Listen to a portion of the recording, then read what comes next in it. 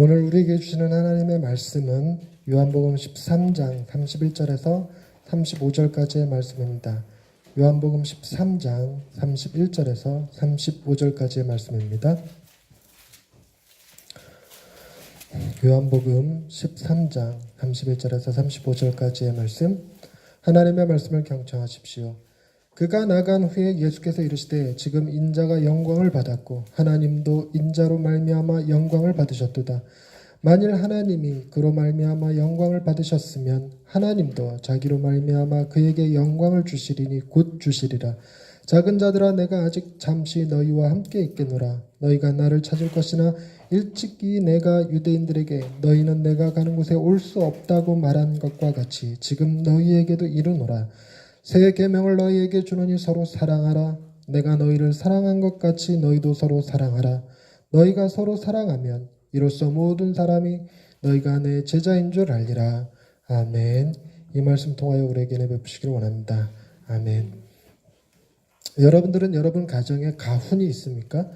제가 삼성맨들을 대상으로 예전에 다른 교수님이 강의할 때 그 앞서서 아이스 브레이킹을 진행한 적이 있었어요. 레크리에이션 강사 활동할 때. 그때 팀빌딩이라고 하는 거 하면서 그 사람들에게 집에 가훈을 적으라 라고 미션을 줬어요. 그런데 삼성맨들이 집에 가훈 있는 사람이 그리 많지 않더라고요. 가훈이 없어요. 여러분들도 가훈 별로 없으실 것 같은데, 호선아, 니네 집 가훈이 뭐야? 없지. 없어. 대부분 없어요. 그러니까 근데 한 사람이 적어서 내더라고요. 그래서 그 사람 뭐라고 좀 그 사람 거를 발표해 줬더니 손해보고 살자가 가훈이래요. 손해보고 살자. 그러니까 큰 일에만 손해보지 않으면 돼요. 자잘한 일에 무슨 손해보도 괜찮다 뭐 이런 거였대요. 근데 그 삼성맨 교육이 2차에 걸쳐도 됐어요. 그러니까 사람이 많다 보니까 두 번에 나눠서 봤는데 1차 때 그 가훈 이야기 나온 거를 2차 때 얘기를 해줬어요. 2차 때 얘기를 해주고 여러분들도 가훈을 쓰시고 없다면 지금 하나 좌우명 같은 거 하나씩 쓰세요. 그랬더니 막 써요. 근데 그 중에 어떤 사람이 이러더래요. 절대 손해보고 못 살지. 어떤 사람 손해보는 차라리 죽지 뭐 이런 걸 쓰더라고요. 저도 초등학교 때 저희 집도 뭐 그다지 명문 집안이 아니기 때문에 가훈 같은 게 존재할 리가 없을 것 같은데 어쨌든 학교 숙제가 있었어요. 집에 가훈 적어 오기. 호선아, 너는 니네 집 가훈이 뭔지 몰라도 니네 부모님이 숙제를 해줬을 땐 있었을 거야, 그치? 우리 어머니한테 엄마 가훈이 뭐야? 그랬더니 어머니가 우리 집 가훈은 사랑이다 이랬어요. 사랑. 그래갖고 사랑이라고 써냈어요. 그 뒤로 저는 우리 집 가훈이 사랑이라고 생각을 했어요. 근데 나중에 알고 보니까 저희 어머니도 저희 집 가훈을 몰라요. 나중에 물어보니까 우리 집 가훈이 있냐 그러는데 엄마가 사랑이라고 그랬잖아. 그랬는데. 근데 저희 부모님은 저한테 한 번도 사랑한다는 말을 하신 적이 없으세요. 그러니까 전형적으로 츤데레, 그러니까 사랑한다는 말을 못하는 거죠. 엄마 나 사랑해? 그러면 아이 그럼 알잖아 이러지 사랑하지 이렇게도 말 안 하셨어요. 그러니까 사랑이라는 말 자체를 입에 담질 않으셨거든요. 그런데 내가 어머니께 교통사고로 정신연령이 한참 낮을 때 그때 엄마 나 사랑하면 사랑한다고 말 한번 해봐 시켜봤는데 그마저도 안 해. 꼭 말해야 하냐 뭐 이런 식으로 대답을 했죠. 근데 저는 저희 집이 그래서 아직도 저희 집 가훈이 사랑이라고 생각합니다. 사랑이라고 생각하는데 저희 아이들한테 얘기를 꾸준히 해줘요. 우리 집 가훈은 사랑이다라는 얘기를 해주고 그래서 우리는 아침 저녁으로 늘 사랑한다는 말을 합니다. 그래서 표현해야 된다고 생각을 해요. 그래서 사랑한다는 말을 하루에 3번 이상 4번 이상 하려고 애를 씁니다. 정말 많이 해요. 그래서 우리 딸한테 얘기하는 거예요. 네가 잊지 말아야 될 게 뭐지? 그러면 아빠가 나 사랑한다는 사실을 잊지 말아야지. 뭐 이런 식의 대답이 나올 만큼 세뇌 교육을 시켜요. 근데 오늘 저희 아이들이 바람반석교회 장학금 받으러 갔는데 태워다 주면서 애들한테 물어봤습니다. 애들아 우리 집 가훈이 뭐야? 그랬더니 우리 집에 가훈이 있었어?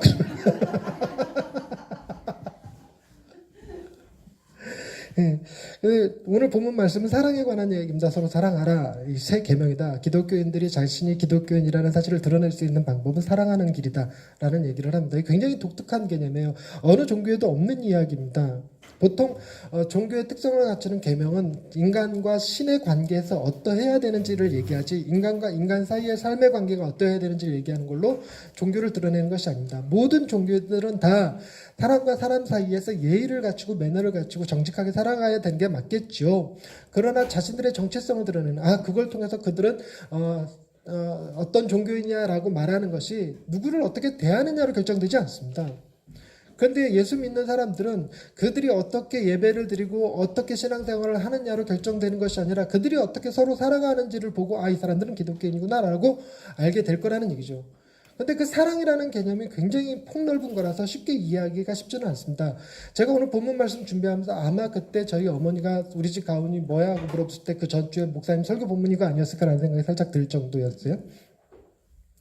여러분, 예수님의 사랑에 관해서는 뭐 성경 전체의 주장이고, 하나님은 love, God is love라고 얘기하면 하나님 그분이 곧 사랑이시기 때문에 사랑에 대해서는 두 번 말하면 입 아픈 거고 세 번 말하면 공산당이라는 소리를 들을 만한 이야기죠. 그래서 교회 이름들 중에 예수 사랑 교회도 정말 많고요. 제가 이번에 CTCK 거기서 같이 강사 활동을 하는 또 한 분의 목사님이 계시는데 그 목사님 교회 이름은 예수 다솜교회예요. 다솜이 우리나라 순 우리말로 사랑이라는 뜻을 가지고 있습니다. 그러니까 예수 사랑에 관해서는 사람들이 참 많이 좋아하는 표현입니다.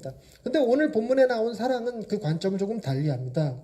여러분, 종교적인 표지로서 사랑을 이야기할 때 여러분 그 사랑은 대상이 누가 되기가 쉽냐면 신이 되기가 쉬워요. 신을 사랑하라. 그래서 그 유대교인들이 항상 암기해야 될 게 있었으니 여호와는 유일한 여호와의 신이 마음과 목숨과 뜻과 힘을 다하여 주나의 하나님을 사랑하라. 이거 굉장히 중요한 개념이었고 이건 3살일 때부터 암송해야 되는 구절이었습니다.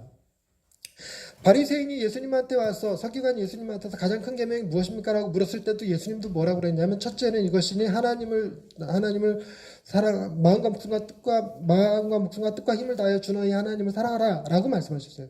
그리고 나서 얘기했던 게 놀라운 게 둘째는 이와 같으니 내 이웃을 내 자신과 같이 사랑하라. 하나님 사랑과 이웃 사랑을 동등하게 두셨어요. 동등하게. 그렇게 동등하게 두셨는데 오늘 본문에서 뭐라고 그러냐면 새로운 계명을 주겠다.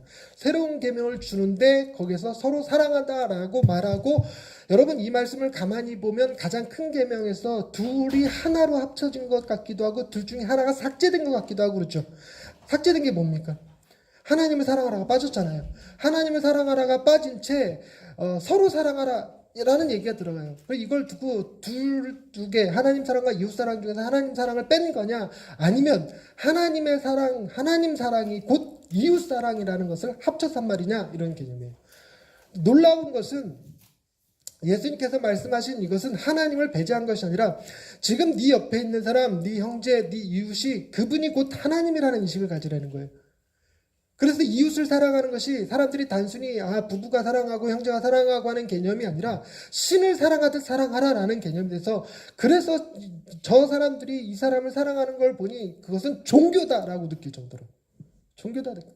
이게 굉장히 큰 개념인데요. 여러분 내가 내 이웃을 사랑하는데 그 사람을 신처럼 하나님처럼 사랑해야 되는 것, 예수님처럼 사랑해야 되는 것 두 가지 이유가 있어요. 첫째는 굉장히 중요한 개념이니까 이참에 아예 외워버리셨으면 좋겠는데 그 사람은 하나님의 형상입니다.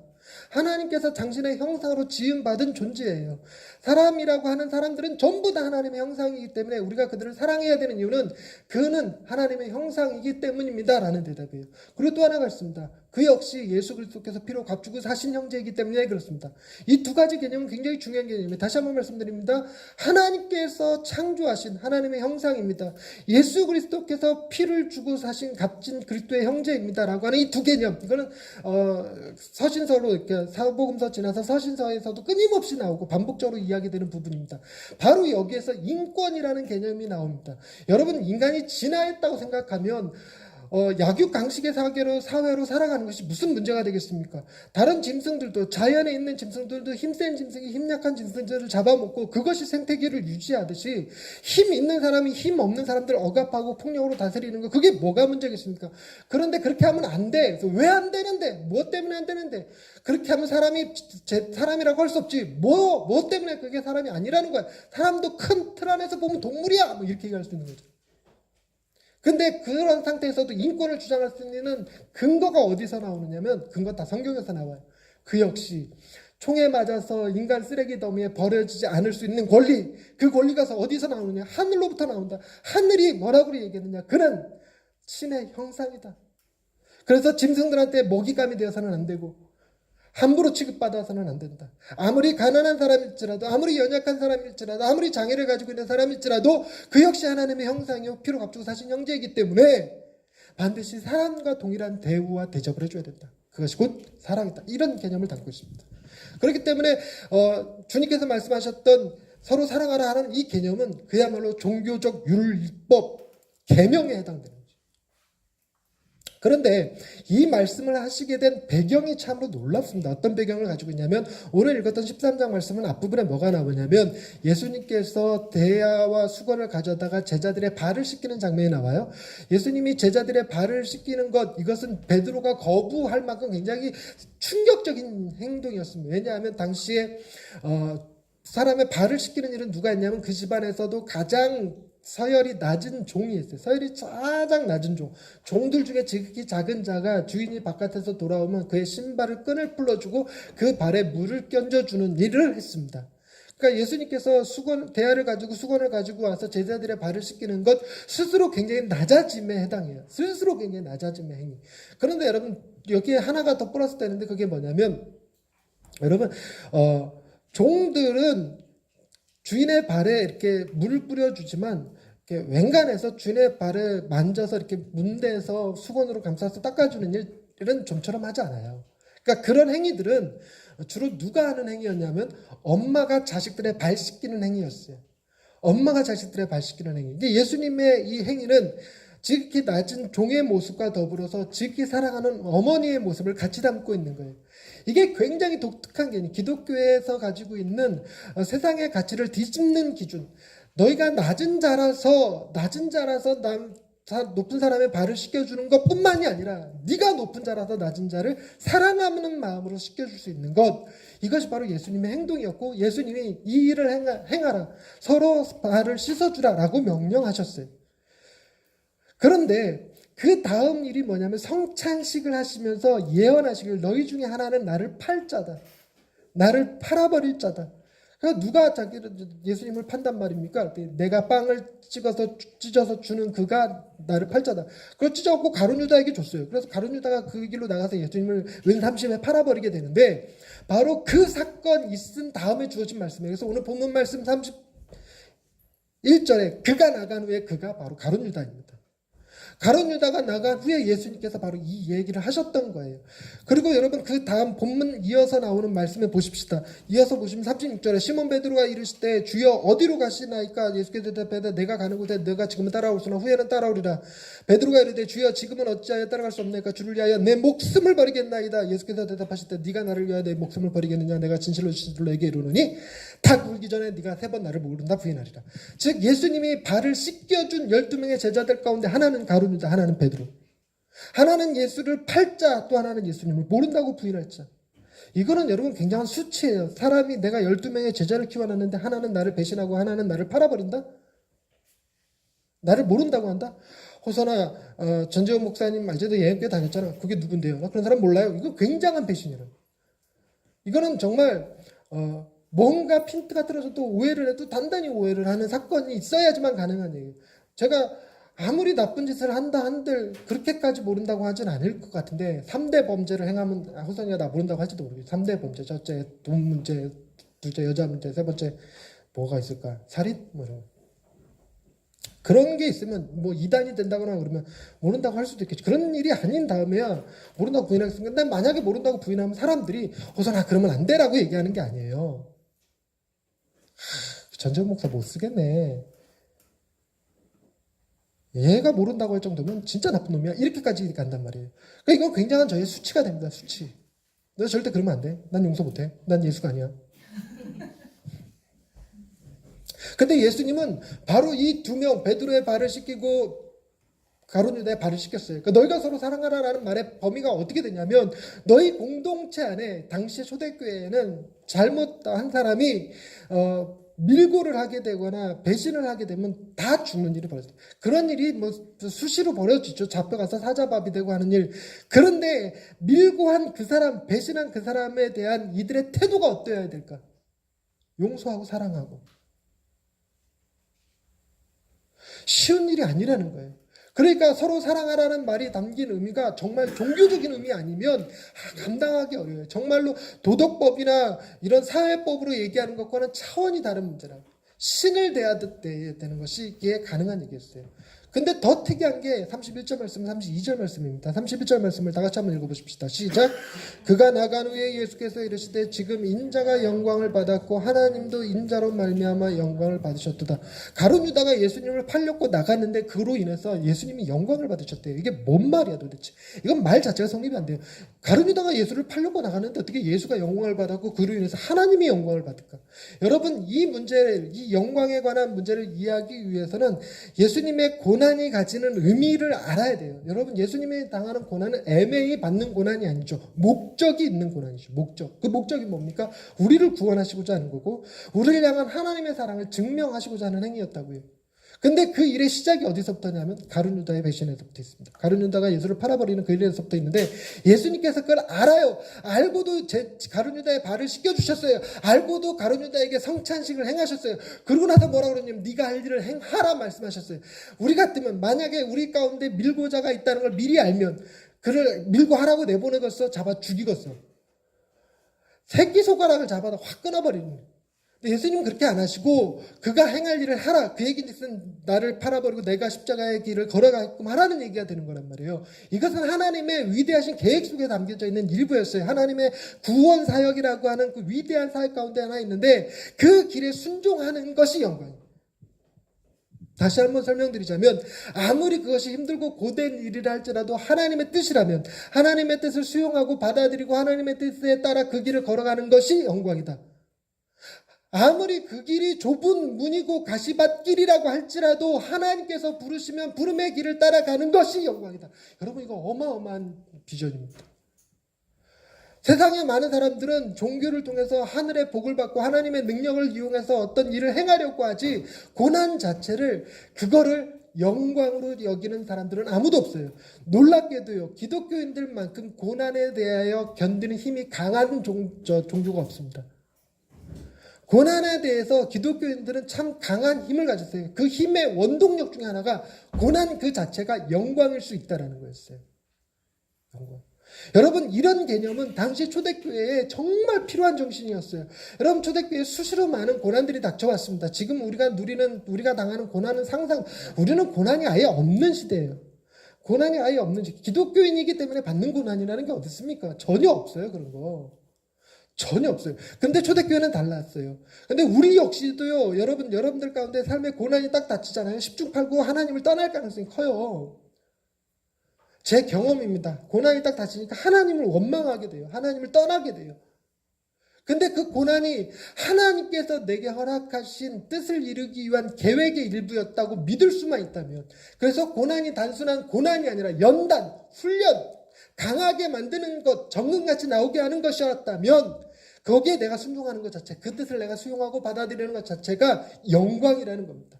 호선아, 너 가서 물 좀 한 잔 떠와 라는 것이 영광이 되는 일이 있어요. 뭐냐면 내가 어떤 사람이냐에 따라 달라. 너 존경하는 인물이 누구야? 없어? 돌아가신 분들 중에도 좋고 외국에 계신 분들도 좋고 네가 존경하는 사람.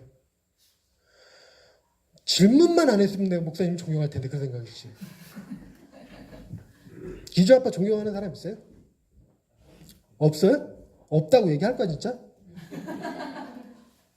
없다고 할래 정말? 내가 13년을 그대를 신앙으로 안내를 해줘서 집사님 되게 해드리고 기타 반주도 하게 해주고 그 동생이 나한테 감사하다고 감사한금도 보내고 그랬던데 없다고 할 거야 정말? 다시 한번 질문하겠어. 정말로 저를 존경한다면 저 지금 빈말이고 찔르니까 하는 말이지만 정말로 존경한다면 내가 무엇을 부탁하는 것 자체를 부탁으로 느끼지 않고 영광으로 느낀단 말이에요. 초등학생들의 이상한 논리가 있긴 하지만 선생님이 누구한테 심부름 시키느냐에 따라서 질투가 생기잖아요. 그런 거예요. 하나님의 뜻을 받아들인다. 그것이 비록 고난일지라도 하나님의 계획, 큰 그림을 이루는데 일조할 수 있다면 그것이 영광이라는 겁니다. 예수님이 말씀하신 영광이 그 영광이었어요. 예수님이 그 영광을 취하였다라는 얘기는 하나님께서 뜻하신 고난의 계획을 받아들이시는 것이 순종이기 때문에 주님의 순종하심이 누구에게도 영광이 된다? 누구에게도 영광이 된다? 하나님에게도 영광이 된다. 여러분 이게 엄청나게 놀라운 사실입니다. 여러분 이 개념을 놓치지 말아야 돼요. 고난이라고 하는 것을 내가 받아들이는 것이 내게도 영광이지만 고난 가운데서 지극히 정말 누가 봐도 찌질이로 누가 봐도 루저로 누가 봐도 실패자로 누가 봐도 아싸로 살아가고 있는데 하나님은 그런 내 삶을 통해서 영광 받으신다는 거예요. 여러분 제가 이 개념 붙들어야지만 살 수 있어요. 말하는 게 조금 웃기긴 하는데 아직도 열등감이 회복이 안 됐나 봐. 작은 교회라고 하는 열등감, 미자리 교회라고 하는 열등감이 있나. 그런데 이게 내게 영광이 될 수 있다는 생각을 갖는 것, 큰 도시가 아니고 작은 도시 주변에 논밭이 펼쳐진 시골 교회라고 할지라도 이곳에서 살아가는 내가 루저라고 사람들이 얘기하고 실패자라고 얘기할지라도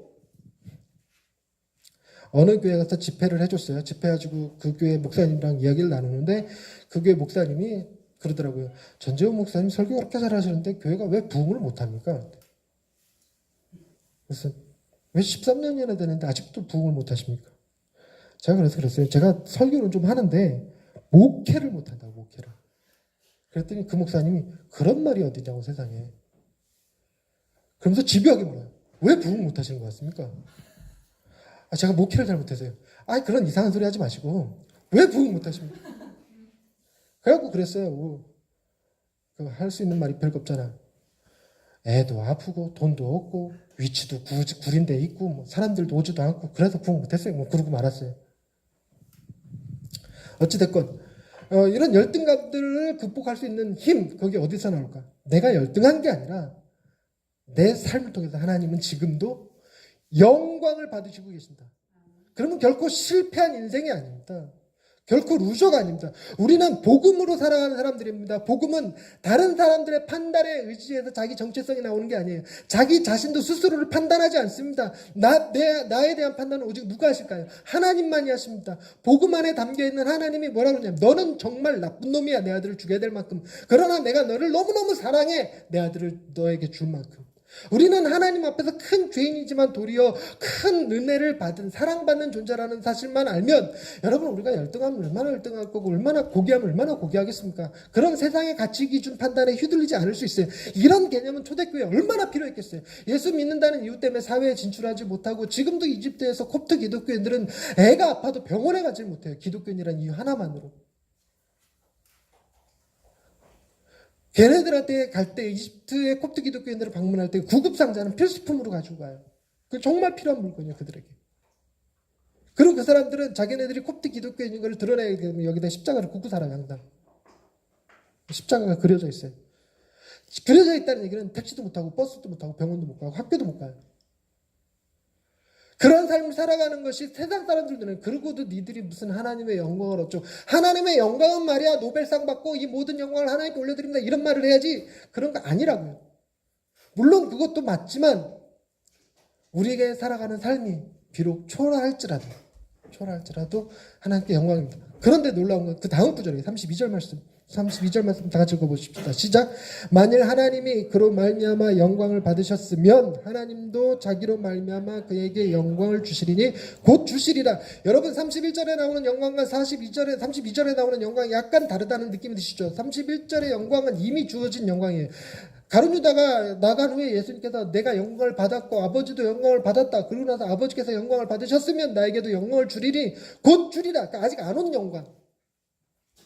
영광의 순환 논리 같은 거예요. 나는 지금 고난을 통해서 영광을 받았고 하나님의 뜻을 내가 순종했기 때문에 하나님의 뜻에 순종함으로 내가 영광을 받았고 내가 순종함으로 인해서 그분이 영광을 받았고 그분이 영광을 받으셨으면 다시 나에게 영광을 주실 것이다. 그것이 무엇을 의미합니까? 그리스도의 부활을 의미합니다. 그리스도의 부활과 승천을 의미합니다. 예수님께서 순종함으로 모든 만물 위에 주가 되셨고 모든 무릎이 그의 이름 앞에 꿇도록 하셨어요. 욥처럼 표현하자면 고난이 지난 후에 단련하신 후에 내가 정금과 같이 나오리라 라고 했던 그 정금, 그게 영광. 두 번째 영광. 내가 고난 앞에 순종했더니 하나님이 그 고난으로 나를 아예 넘어뜨리거나 무너뜨리는 것이 아니라 그 고난 가운데서 훈련받고 연단되어져서 더 나은 나의 모습으로 바꿔주시는 영광. 여러분 그 영광이 우리에게 실제로 존재하는 영광입니다. 우리가 평생을 그 고난 가운데서 헤어나오지 못한 채 살아간다 할지라도 그걸로 끝이 아님을 우리는 믿어요. 주님께서 다시 오시는 날, 우리를 신원하여 주시는 날, 우리를 회복시켜 주시는 날, 세상의 수많은 사람들이 우리를 보고 부러워하게 될 겁니다. 우리는 이 땅에서의 삶이 끝이 아니라 영원한 나라에서의 삶을 가장 정금과 같이 보석과 같이 살아가게 될 거예요. 우리의 정체성은 지금 이 땅에 있는 것이 아닙니다. 하나님께서 우리에게 너는 거룩한 나라요, 내 백성이요, 내 소유된 백성이다. 너는 거룩한 나라의 왕 같은 제사장이다. 내가 너를 보배롭고 존귀하게 여기노라. 그게 바로 우리의 정체성이에요. 그것이 실제로 우리에게 기다리는 겁니다. 그 일을 행하기 위해서 주님이 33절 작은 자들아 내가 아직 잠시 너희와 함께 있겠노라. 너희가 나를 찾을 것이나 일찍이 내가 유대인들에게 너희는 내가 가는 곳에 올 수 없다고 말한 것 같이 지금 너희에게도 이르노라. 이 얘기를 해요. 갈 거라는 얘기지. 지금은 잠깐 같이 있지만 가룟유다가 팔려 나가고 나서 그 다음 날이면 바로 예수님 십자가에 돌아가시고 하늘나라로 부활하시고 승천하시고 가버리신단 말이에요. 그런데 그걸로 끝나는 것이 아니라 베드로의 궁금증은 도대체 어디 가시는 겁니까? 라는 거였어요. 그때 14절 처음에 너희는 마음에 근심하지 말라. 하나님을 믿으니 또 나를 믿으라. 내 아버지 집에 거할 곳이 많도다. 그렇지 않으면 너희에게 일러스리라. 내가 너희를 위하여 거처를 예비하러 가노라.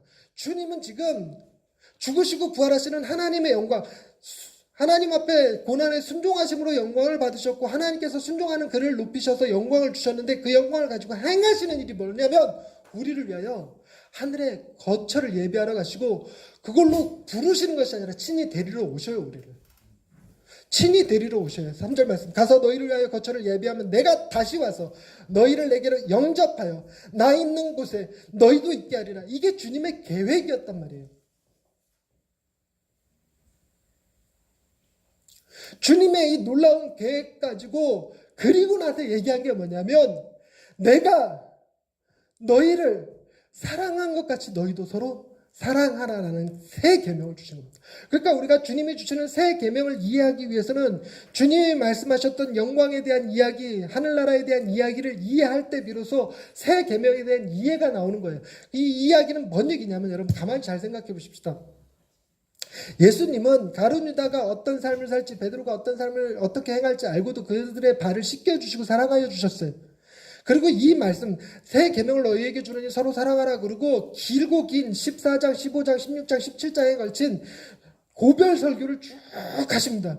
그 고별 설교는 절절절절 얼마나 예수 그리스도의 사랑이 흘러넘치는지 몰라요. 근데 그 길고 긴 고별 설교를 들은 제자들의 그 다음 행동이 뭐였어요? 예수님이 잡히시자마자 다 도망가 버렸어요. 그럼에도 불구하고 그들에게 사랑하여 주셨고 발을 씻어 주셨고 고별 설교 긴 강화에 대한 이야기를 해주셨습니다. 그렇게 해주셨던 이유가 뭐예요? 하나님 예수님은 뭘 알고 계셨냐면 하나님의 큰 그림을 알고 계셨어요. 가룟유다가 자기를 팔아버리는 일, 그것이 단순히 내 제자가 나를 배신하는 그 일, 정말 배신은 인간이 겪는 여러 가지 일들 가운데 가장 잔인한 일이지만 그럼에도 불구하고 그것이 어떤 결과를 가져올지 미리 아시는 분이란 말이에요. 베드로가 비록 지금은 부인하지만 그가 회복되어져서 어떤 삶을 살게 될지 아신단 말이에요. 그의 미래를 알고 큰 그림을 아시니까 미워할 수 없는. 내가 지금 속썩이는 이 아이가 나중에 크게 될 연예인이 되거나 뭐 유엔 사무총장이 되거나 뭐 세계의 큰 공헌하는 노벨상을 타게 되는 그 사람이 되거나 이럴 걸 안다면 지금 얘가 속썩이는 거 가지고 미워할 일이 아닌 거예요.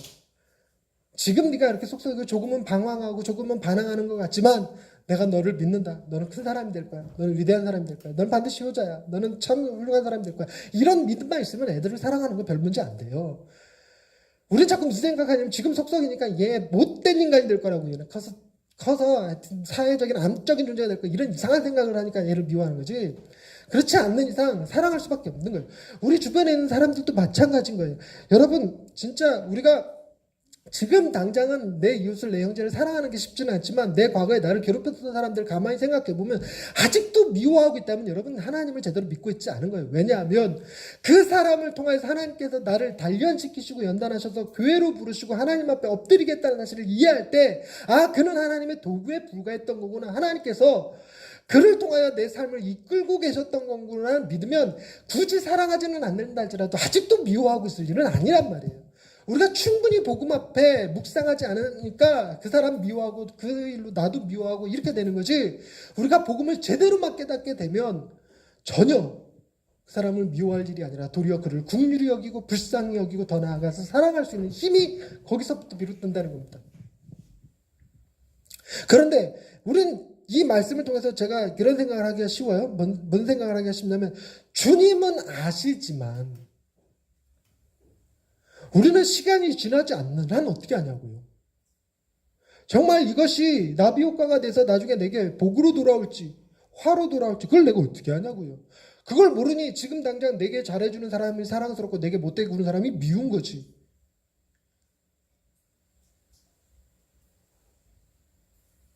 그러나 우리에게는 믿음이 있습니다. 어떤 믿음이 있냐면, 모든 것이 합력하여 선을 이루실 수 있는 분이 하나님이라는 사실입니다.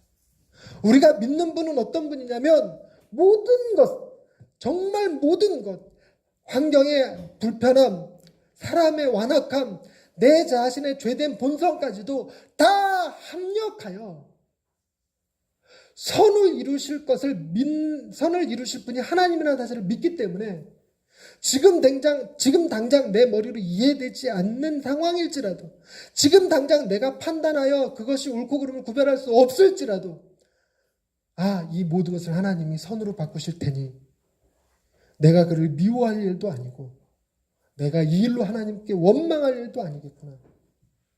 우리는 그 단계까지 나아가야 된다는 거예요. 그 단계까지 나아가는 일을 누가 하셨는데? 예수 그리스도께서. 그리스도께서 내가 너희를 사랑한 것 같이, 이 말 속에 여러분 그 모든 것이 다 담겨 있다는 거예요. 여러분들이 예수님을 팔아버릴 제자라고 해서 주님이 사랑하지 않으실까요? 아니라는 거예요. 이 말씀 속에. 다시 말씀드려서, 내가 너희에게 새 계명을 주니 서로 사랑하라 했는데 그 말씀을 이해하지도 못한 채 사랑하지도 못하고 나는 차라리 이들을 사랑하느니 밀고자가 돼서 고통을 면하고 세상에서 성공할 거야 하고 나간다 할지라도 그 사람을 하나님이 사랑하신다고 안 한다고? 사랑하신다고. 정말 하나님을 어느 순간에든 모른다고 말하면 안 되는데, 예수 그리스도를 모른다고 말하면 안 되는데, 내 목에 칼이 들어도 예수 그리스도는 나의 주시오 나의 그리스도라고 대답해야 되는데, 너무 두려워서, 너무 무서워서, 칼 들이댄 것도 아니고 회사에서 자른다, 아니면 너 월급을 줄인다, 이런 말 들을 때마다 나 교회 안 다닙니다, 나 하나님 모릅니다 라고 말하는 사람일지라도 주님은 여전히 그를 사랑하신다는 개념. 정말로 이 말씀 속에 담긴 의미는, 우리의 상황이 어떠하든지 하나님의 사랑은, 그리스도의 사랑은 변함없다는 사실입니다. 여러분, 놀라운 건 그 변함없이 날 사랑하는 그분을 어떻게 사랑하지 않을 수가 있냐고요. 다시 한번 말씀드리면 결론이에요. 나를 그렇게까지 사랑하시는 그분을 내가 어떻게 사랑하지 않을 수가 있냐고. 우리 어머니가 나에게 내가 참 지지리도 못난 짓을 해도 아침마다 밥 차려주시고, 내가 아플 때마다 옆에서 내 곁을 지키시고, 심지어 내가 사람을 죽이고 교도소에 간다 할지라도 아무도 나를 찾아오지 않을지라도 어머니는 찾아오실 거 아니에요. 그보다 더 큰 사랑으로 주님이 우리를 사랑하시는데, 내가 어머니 사랑하는 것이 그게 어려운 일이 아니고 그걸 사랑하지 않는 게 힘든 일이잖아요. 그와 동일하게 예수님도 내가 사랑하지 않는 게 힘들지 사랑할 수밖에 없다니까요. 사랑해서, 주님을 너무너무 사랑해서 주님을 찬양하고 주님을 감격해하고 주님을 묵상하고 주님과 함께 있는 것에 대한 기쁨을 누리고, 정말 내가 고난 가운데 있는데도 주님이 나와 함께 하신다는 사실 때문에 내가 덜 괴롭고 내가 기쁨 가운데 있는데 그 기쁨을 나랑 같이 즐거워하실 분이 계신다는 것, 그 기쁨을 온전히 축복하고 계시는 주님이 계신다는 사실 때문에 너무 기쁘고, 그 주님과 동행했더니 어느 순간 큰 바위 얼굴처럼 내가 주님을 닮아가더라는 거예요. 내가 내 형제를, 내 이웃을 사랑하려고 노력하거나 참는다고 해서, 내게 잘못을 범하는 자들에 대해서 참는다고 해서 문제가 되지 않습니다. 참는 건 병이 돼요. 참는 건 터지는 순간 살인이 됩니다. 이번에 인천에서 누가 시의장을 지냈던 분이 참다가 터지면 사람을 죽여요. 주님은 우리들어 참으라고 얘기하는 게 아닙니다. 우리 생각만 바뀌면 돼요. 당장 밉지만, 내게 해를 끼치는 사람 밉지만 영원히 미워하지 않아요. 그 미움이 나를 갉아먹어서 내 영혼을 다치게 내버려두지 않습니다. 누굴 통해서? 예수 그리스도를 사랑하는 우리의 마음이 우리를 회복시킨다는 거예요. 결국 주님의 사랑이 우리가 서로 사랑할 수 있게 만드는 힘이요, 원동력이요, 그 결과가 되게 하셨어요. 이 일에 비록 우리가 실패한다 할지라도 주님이 우리를 사랑하신 그 일로 인하여 우리가 누려야 될 복은 다 주신 거예요. 지금 우리의 당하는 고난이 영광이 되게 하시고, 우리의 당하는 고난을 통하여서 하나님이 영광을 받으시고, 이 고난이 고난으로 끝나지 아니하고 새로운 영광으로 덧입게 될 것을 주님이 먼저 약속하셨어요. 주님의 사랑으로 여러분들을 사랑합니다. 기도하십시다. 우리를 사랑하여 주시되 죽기까지 사랑하여 주신 주님의 은혜에 감사를 드립니다. 우리의 모습이 가룟 유다나 베드로와 별반 다를 것이 없다 할지라도, 혹은 그보다 더 심하게 망가져 있을 때라도 결코 우리를 버리지 아니하시고 끊임없이 사랑하여 주실 것을 믿습니다. 비록 천한 자의 모습으로 살아간다 할지라도 그것이 영광이 되게 하시고, 그 천한 자의 삶으로 끝나지 아니하고 위대한 하나님의 자녀로서의 영광을 누릴 수 있게 하실 것을 기대함으로 감사를 드립니다. 우리 예양의 식구들이 우리의 삶을 새롭게 변화시키는 주님 바라보며, 우리를 변함없이 사랑하시는 주님 바라보며 그 주님과 동행하는 기쁨을 누리게 하시고 그 주님과 함께함으로 주님 닮아가는 예양의 식구들 되게 하여 주옵소서. 예수님의 이름으로 기도드립니다. 아멘.